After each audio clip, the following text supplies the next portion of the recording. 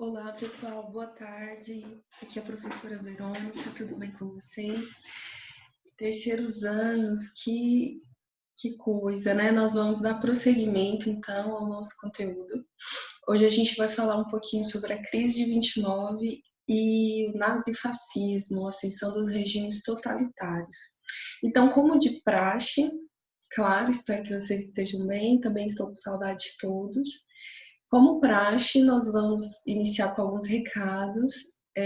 Preciso que vocês fiquem atentos, então, à data de envio, né, das atividades no e-mail.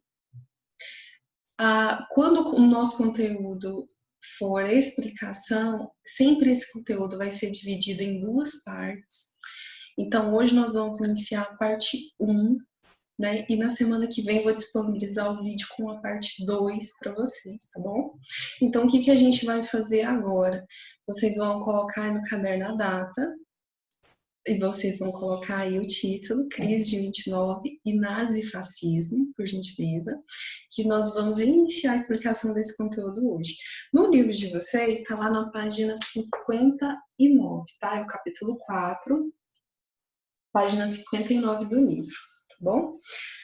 Pessoal, então, já falei da data de envio, que é importante vocês enviarem, porque agora a gente tem uma planilha, né? Tem que preencher a planilha certinho. Bom, eu penso que é isso. Qualquer dúvida, vocês podem entrar em contato comigo. E se caso vocês acharem pertinente a gente fazer uma aula online também, vocês peçam para a gente já entrar em contato comigo, aí eu organizo os horários certinho, também não tem problema, tá bom? Assim, estou à disposição de vocês, tá bom? Então vamos começar então, gente, vamos falar da crise dos anos 1920, o que aconteceu na década de 1920, necessariamente no ano de 1929, que chacoalhou toda a economia mundial, né? Bom, esse capítulo, ele traz dois conteúdos, né? Então, ele traz a quebra da Bolsa de Nova York e ele traz os regimes totalitários, né? Então, hoje, eu vou explicar para vocês somente a quebra da Bolsa de Nova York, e no vídeo 2 a gente solta aí os regimes totalitários, nazifascismo, stalinismo, franquinismo, ok? Então, vamos lá, gente. Primeira informação que eu preciso que vocês anotem no caderno, que é importante. A Primeira Grande Guerra Mundial, então ela trouxe consequências diferentes para os países que participaram dela, tá?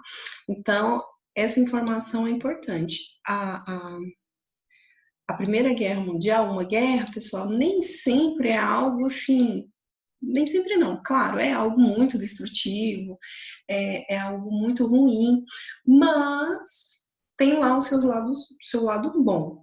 Então, olha só. Para a Europa, vocês vão colocar aí no caderninho de vocês. Para a Europa, teve consequências ruins na guerra, foi o lado ruim. Na Europa, houve perdas populacionais, muitas percas humanas, e isso é ruim porque isso reflete nas relações econômicas. Quem que vai trabalhar, né?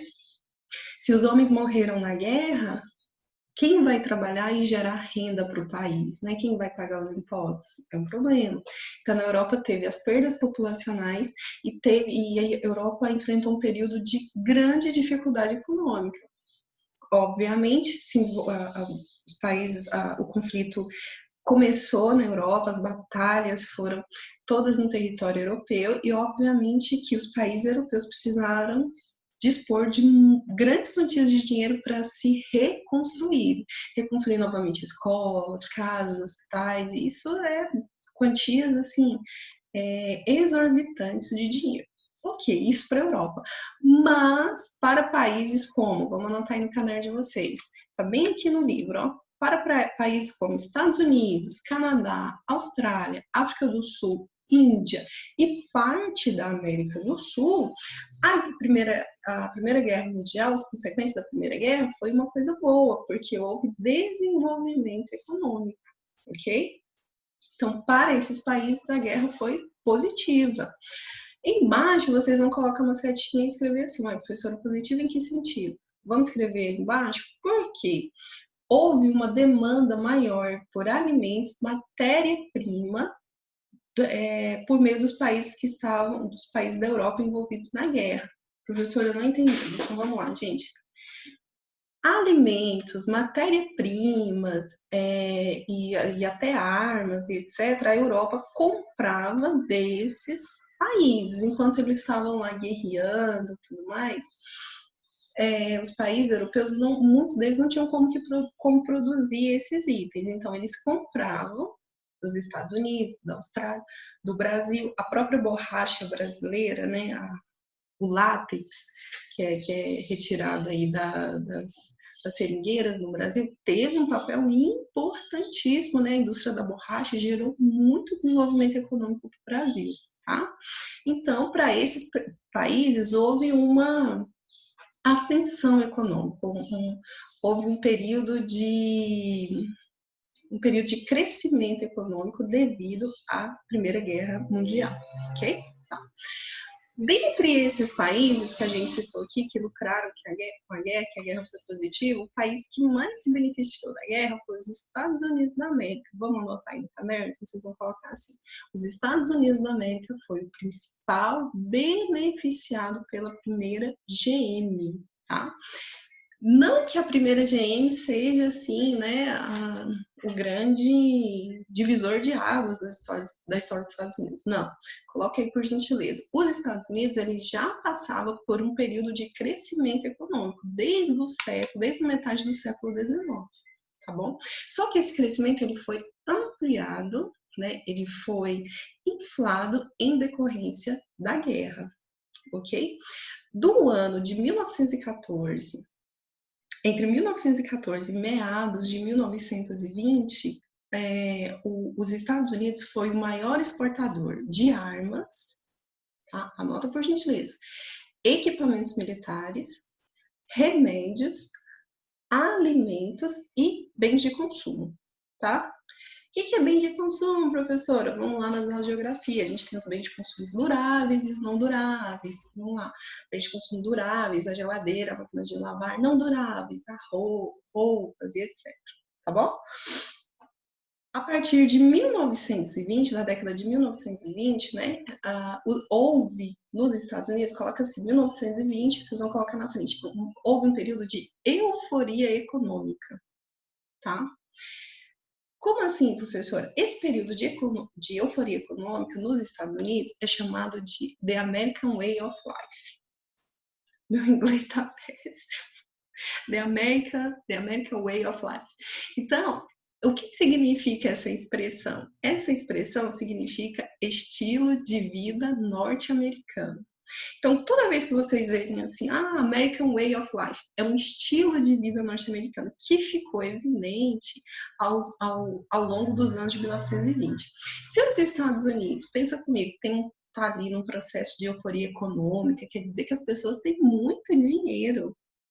Bom, se todas estão trabalhando e todas têm dinheiro, não todas, né, gente, a grande maioria, né, que a gente sempre sabe que existe desigualdade econômica. Tá? Então, a grande maioria dispõe de uma quantia razoável de dinheiro, né? Então, a gente vai ter o quê? Coloca aí uma setinha embaixo, por gentileza. A gente vai ter ampla oferta e crescente consumo, principalmente produtos industrializados. Então, se as pessoas têm mais dinheiro, elas vão gastar mais, elas vão comprar mais. Então, coloque aí, por favor, ampla oferta e crescente consumo de produtos industrializados. Mais uma setinha aí para baixo e vamos colocar. Sobrava dinheiro, inclusive, para se investir na Bolsa de Valores de Nova York, tá? Professora, como é que funciona isso, gente? É o seguinte, a Bolsa de Valores é um mercado, ele é um mercado, ele tem seus riscos, ele não é 100% seguro, ele tem seus riscos. Funciona assim, com a venda e compra de ações. Então, você compra as ações de determinada empresa, entendendo que aquelas ações vão se valorizar com o tempo para que você possa lucrar. Exemplo, eu comprei uma ação da Google, que é a empresa mais cara que a gente tem hoje, uma das mais caras, né, que a gente tem hoje, porque estão falando aí que a Amazon está quase passando já a Google. Então, eu comprei uma ação da Google, e uma ação da Google, eu paguei aí 500 milhões, uma ação da Google, ótimo. Então, significa que eu sou um pouco dona também. Então, claro, tem participação nos lucros, tem 1% de participação nos lucros, e eu comprei essa ação porque eu entendo que a empresa só vai se valorizando mais. Então, se eu comprei uma ação por 500 milhões e a empresa continuar se valorizando no mercado, daqui a 6 meses ou menos que isso, porque oscila muito o mercado da Bolsa de Valores, pode ser que essa ação que eu comprei por 500 milhões, eu consiga, com o tempo, ela vai se valorizando e com o tempo vai que eu consiga vendê-la aí por 700 milhões. Então, quer dizer, só de estar esperando esse processo de valorização, eu ganhei 200 milhões. Vocês entenderam? Então, isso é muito atrativo. Obviamente que corre-se o risco também da Google quebrar e eu perder os 500 milhões que eu investi. O fato é que vários norte-americanos, durante a década de 20, eles investiam sim na Bolsa de Valores e, inclusive, igual está aí no livro de vocês, ó, com a expectativa de ganhar dinheiro fácil, as pessoas hipotecavam suas casas. O que é hipotecar, professora? Tá bem aí lindo no livro de vocês, ó. Ceder um bem como garantia em troca de um empréstimo bancário.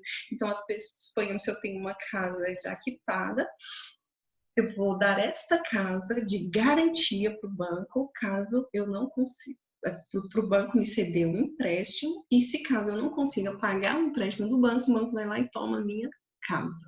Tá, mas ninguém pensava nisso. Ai, o banco vai tomar minha casa. Não, a economia está de vento em popa, a gente está ganhando dinheiro. Nossa, tudo de maravilhoso. A gente pode investir na bolsa, comprar ações. Não, pelo amor de Deus, não vai acontecer nada disso. Vamos lá. Esse cenário, então, a gente sabe que nem tudo, as coisas boas não duram para sempre, as ruins também não duram para sempre, tá? Coloca uma setinha embaixo. Esse cenário de euforia, ele não durou muito tempo, tá? Ele não durou muito. Por que não durou muito? Uma setinha para baixo, por favor. Porque os países da Europa, né, que estavam lá destruídos pela guerra e precisavam comprar alimentos, lembra? Remédios e tal, dos Estados Unidos, esses países da Europa, eles adotaram uma série de medidas protecionistas. Professora, eu não entendi. Tá. Essas medidas protecionistas é para que seja estimulado a produção local e as indústrias locais. Então, em suma, em grosso modo, significa o quê? Que os países da Europa passaram a estimular a fabricação de produtos dentro da Europa mesmo, né? E para deixar de comprar dos Estados Unidos. Isso vai dar ruim. Sim, isso deu ruim. Então, nessa decisão dos países da Europa, a gente tem aí duas consequências bem graves, né? Bom, então a gente tem aí a Europa estimulando a produção industrial local, né? Como forma de recuperar a economia europeia. Porque você comprar produtos de outro país é mais caro do que você fabricar os produtos dentro do seu próprio país, tá? Então, isso gerou consequências nos Estados Unidos. Vamos anotar aí, por favor. Então, assim, quais as consequências? As exportações dos produtos norte-americanos diminuíram. O que isso quer dizer? Os Estados Unidos passaram a vender menos produtos que eles vendiam, ok? Porque não tinha mais compradores, eles vendiam para a Europa e a Europa falou, não, a gente não quer comprar mais. Então, as exportações dos produtos, a venda dos produtos norte-americanos diminuíram. Isso é uma coisa ruim? Isso é uma coisa péssima. Vamos anotar, fazer uma setona aí embaixo e coloca aí. Com isso, houve uma crise de superprodução, tá? Como assim, professora, crise de superprodução? Tá, haviam muitos produtos e poucos compradores. As empresas norte-americanas, elas não cessaram a produção, elas continuaram produzindo. Então, eu tenho muitos produtos para poucos compradores. Então, eu tenho aí uma crise de superprodução, tá? coloca aí entre parênteses, por favor. Muitas empresas também, pessoal, elas escondiam sua real situação financeira. Que muitas delas, mesmo à beira da falência, continuavam a negociar suas ações. Então, suponhamos, eu tenho uma empresa de roupa, né? E o meu principal comprador não compra mais de mim. Claro que vai ter uma crise na minha empresa, né?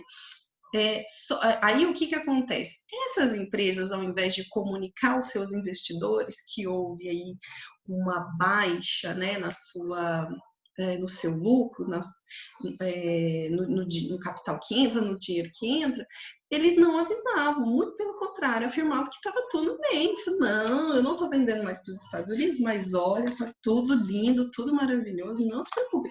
Podem continuar investindo, comprando ações da minha empresa, que a minha empresa está de vento em pouco, só está valorizando mais. Aí que está a questão. Então, muitas empresas, mesmo falidas, tá, continuavam negociando suas ações de forma normal, como se nada tivesse acontecido. Vamos puxar uma setinha. Em outubro do ano de 1929, pessoal, já não era, vamos anotar, já não era possível esconder dos investidores a real situação. É onde que a gente chama aqui, ó, que a bolha estourou. Não tinha jeito mais. As empresas não tinham mais como esconder a situação, a própria situação, inclusive, de falência de muitas delas, tá? Os investidores, vamos anotar, os investidores, quando descobriram, por exemplo, eu tenho 500 milhões investidos na Google, tá? E eu descobri, então, que a Google quebrou. Não existe mais Google, a Google entrou em falência. Meu Deus, 500 milhões. O que eu faço com esses 500 milhões? Vou tentar vender. Porque se eu conseguir vender pelo mesmo preço que eu comprei, ou se eu conseguir vender por um pouco menos, por 300 ou 400 milhões, eu não saio do prejuízo total. Não é isso? Olha, foi o que as pessoas fizeram. Então, os investidores colocaram à venda as suas ações, mas não havia interessados em comprá-las. Então, pensa comigo, se a Google faliu, tem 500 milhões investidos lá, vou correr louca para vender, só que ninguém quer comprar.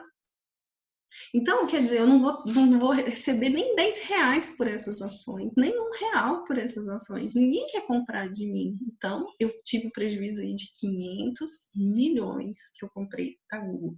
Gente, vocês conseguem entender o tamanho do problema, o tamanho do crash, da quebra, a situação assim em frangalhos que ficou a economia norte-americana?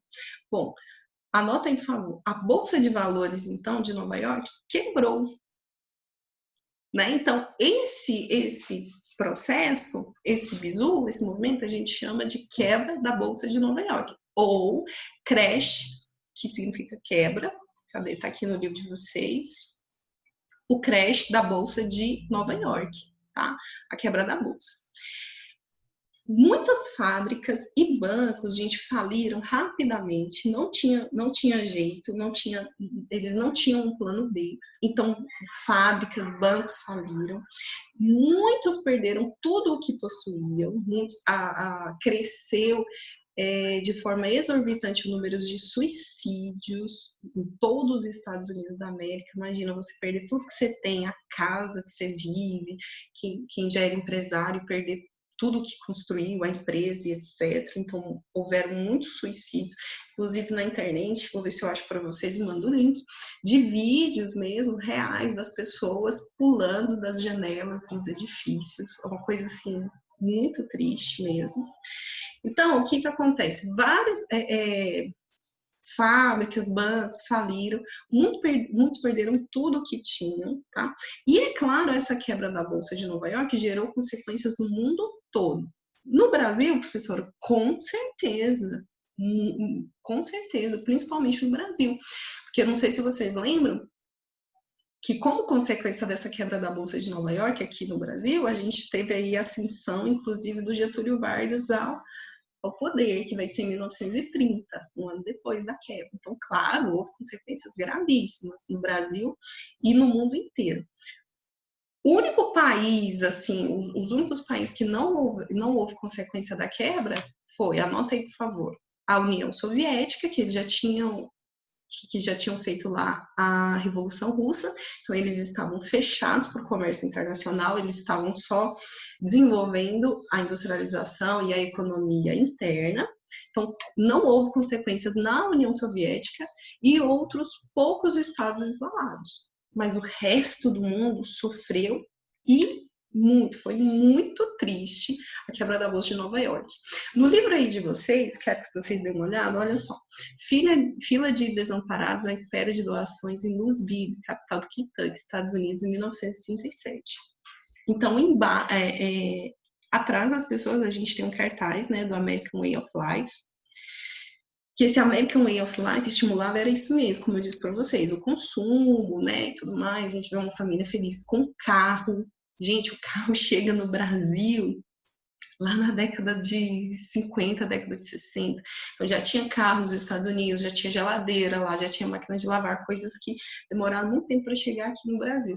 E uma família média conseguia ter todos esses produtos. Então a gente tem aqui esse modo de vida, né, estilo de vida norte-americano e tal, que coisa linda. O cachorro aqui, olha que delícia, gente.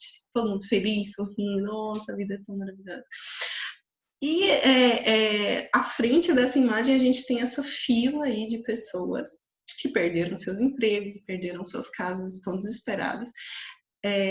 Fila de pessoas assim esperando uma doação de uma cesta básica, de pão, leite e etc. Né? Então, foi uma situação assim inesperada e nova para todos os estadunidenses.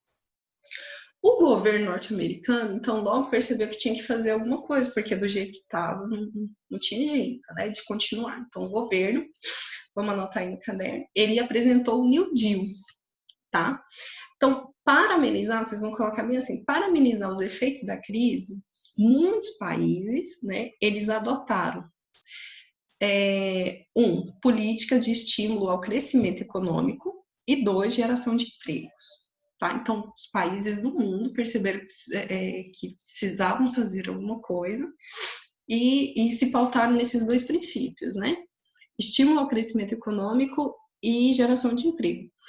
Nos Estados Unidos, foi lançado o New Deal. Então, vocês colocam uma seta embaixo. Nos Estados Unidos, foi lançado o New Deal, que significa novo acordo. Que dentre essas tentativas de recuperação econômica no mundo inteiro, foi a que mais teve sucesso, foi a dos Estados Unidos. Então, vamos lá. O que era o New Deal? Anotem no seu caderno, por favor. O New Deal foi um programa de recuperação econômica executado pelo governo do presidente Franklin Delano Roosevelt entre 1933 e 1945. Tá bem bonito no livro de vocês. Então, toda vez que eu perguntar, gente, o que é o New Deal? Professor, um plano de recuperação econômica, tá? Então, o governo teve, sim, que interferir na economia do país. O New Deal, ele era pautado por alguns princípios, ele tinha, então, algumas emendas, né? Vamos entender no que se pautava aí esse plano de recuperação econômica que o governo ia fazer. Bom, primeira coisa, vocês vão colocar aí no caderno. Número 1, o New Deal, então, pregava a intervenção nos setores da economia, coloque aí, ele iria intervir em todos os setores, como bancário, de fábricas, tudo. Então, haveria uma intervenção nos setores da economia. 2, intervenção, então, também no sistema financeiro, tá? No Ministério das Finanças, etc. Uma reorganização dessa estrutura financeira do país. 3, o New Deal, então, pregava vigilância das atividades bancárias e das operações da Bolsa. Anterior à quebra da Bolsa, não havia vigilância, porque havia, assim, muita especulação. E depois da quebra, se prevalece até hoje, o governo dos Estados Unidos fazem, sim, uma vigilância dessas atividades na Bolsa de Valores, tá? Inclusive, muitas pessoas já foram processadas ao longo da história por blefarem, né? Não, minha empresa tá ótima, então não sei o quê, quando você vai ver, a empresa tá falida. Isso configura crime hoje nos Estados Unidos da América. Outra coisa que houve, número 4, regulamentação dos sindicatos. Os sindicatos, que são essas corporações de apoio, né, aos trabalhadores, eles foram regulamentados para dar mais força à criação de empregos e à estabilidade dos trabalhadores. Houve a concessão de empréstimos, o governo facilitou para que alguns empresários pudessem receber, né, conseguir empréstimos junto aos bancos. Criação, o governo também dos Estados Unidos estimulou a criação de frentes de trabalho. Então, o governo criou vários postos de trabalho. Note que onde o governo ia botar a inspeção para trabalhar, professora? Principalmente da realização de obras públicas, construção de hospitais, escolas, estradas. Então, a gente vai ter aí autoestradas, construção de barragens, construção de esgoto, saneamento urbano, botou o pessoal para trabalhar nessas obras públicas, tá? O que foi muito bom, porque gerou emprego, que as fábricas que haviam falido, o pessoal ficou sem trabalhar. Então, o governo criou inúmeros outros postos de emprego com o New Deal. Foi muito bom. E também, então, com essas medidas, foram recrutados milhares de desempregados. E com isso, gente, por incrível que pareça, sim, houve uma retomada do crescimento econômico, tá? Então, coloquem uma seta bem grande. Professor, o New Deal deu certo?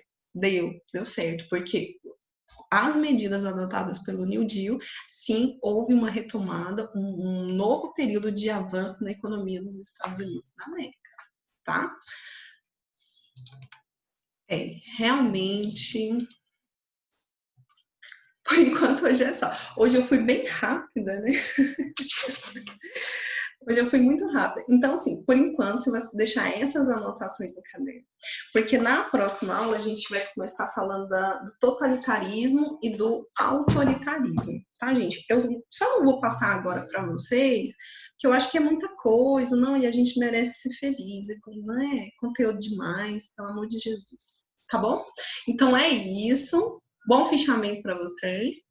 Espero que vocês tenham entendido hoje, tá bom?